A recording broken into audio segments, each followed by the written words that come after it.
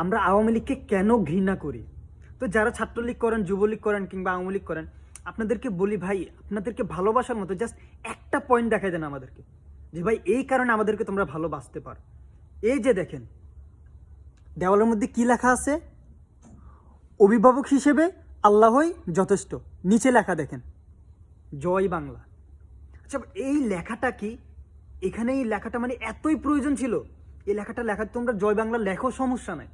জয় বাংলা লিখলে তো আর ভাই ক্ষমতায় চলে আসতে পারবা না।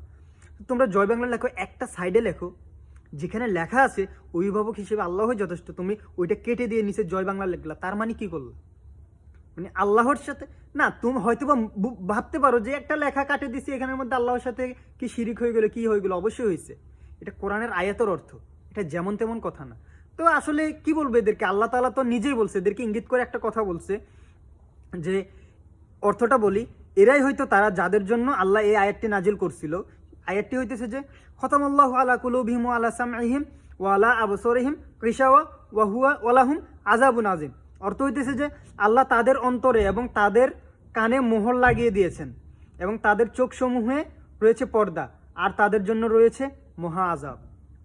আসলে এই কথাটা এদেরকেই মনে হয়, মানে এরকম কিছু মানুষকে আল্লাহ তাআলা ইঙ্গিত করে বলছেন।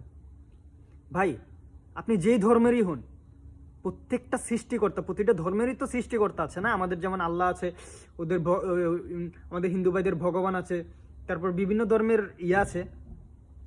তো সৃষ্টিকর্তাকে ভয় করেন, সৃষ্টিকর্তার সাথে চ্যালেঞ্জ করিয়েন না। সৃষ্টিকর্তার সাথে চ্যালেঞ্জ করলে পুরো লাইফটাই চলে যাবে।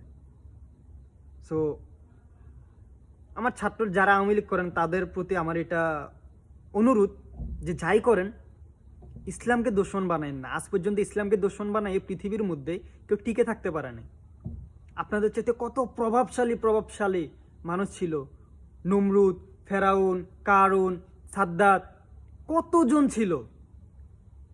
ছিল, কেউ টিকে থাকতে পারে নাই। আপনারাও পারবেন না।